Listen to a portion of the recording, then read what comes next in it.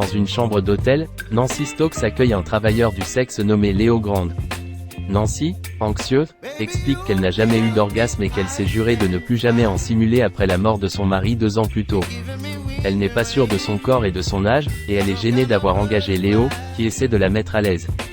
Léo n'exprime aucune honte à propos du travail sexuel, mais il révèle que sa mère croit qu'il travaille sur une plateforme pétrolière.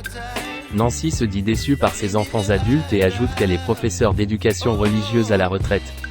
Son mari était son seul partenaire sexuel et trouvait le sexe oral humiliant, et ils n'ont jamais dévié du sexe missionnaire peu satisfaisant pendant les 31 ans de leur vie commune. Nancy raconte son expérience la plus sensuelle. Alors qu'elle était adolescente et qu'elle passait des vacances en famille en Grèce, un employé de l'hôtel s'est intéressé à elle. Seul dans le jardin, il a commencé à l'embrasser et à la doigter avant d'être interrompu, et elle est repartie le lendemain. Voyant Nancy excitée et détendue par sa propre histoire, Léo l'embrasse et la doite. Une semaine plus tard, Nancy retrouve Léo dans la même chambre d'hôtel pour une deuxième séance.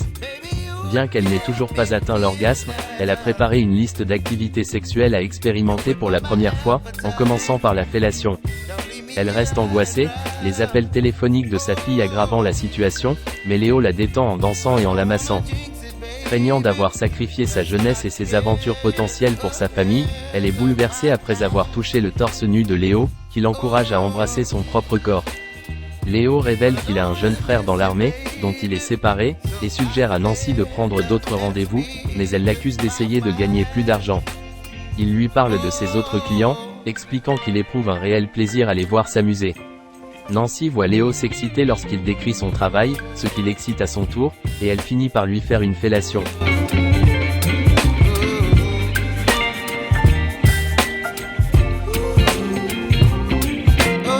Nancy réserve Léo pour une 3e séance dans la même pièce. Il lui fait une fellation, le 2e point de sa liste, qu'elle apprécie mais qui ne l'amène pas à l'orgasme. Elle admet avoir fait du cyberharcèlement et découvert le vrai nom de Léo, Connor. Bouleversé, Léo lui demande de ne plus l'engager, menaçant de la dénoncer en tant que cliente. Elle lui demande s'ils peuvent être amis et l'encourage à parler de son travail à sa famille, lui proposant même d'en parler à sa mère. Léo révèle que sa mère dit aux gens qu'il est mort et part en claquant la porte.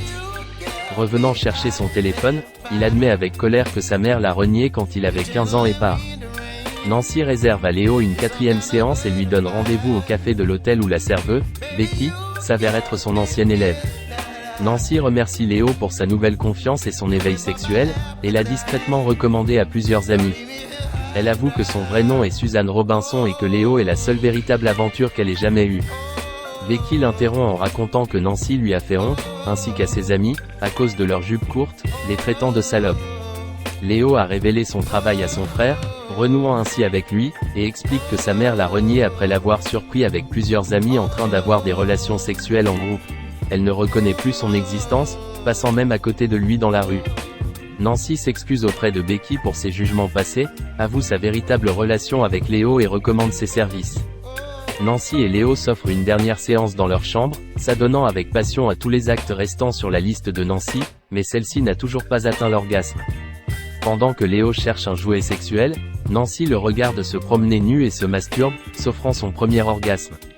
Elle remercie Léo en lui disant que ce sera leur dernière séance, car elle n'a plus besoin de lui. Seule, Nancy apprécie son propre corps nu. Si tu as aimé ce résumé, n'oublie pas de t'abonner à la chaîne et liker la vidéo.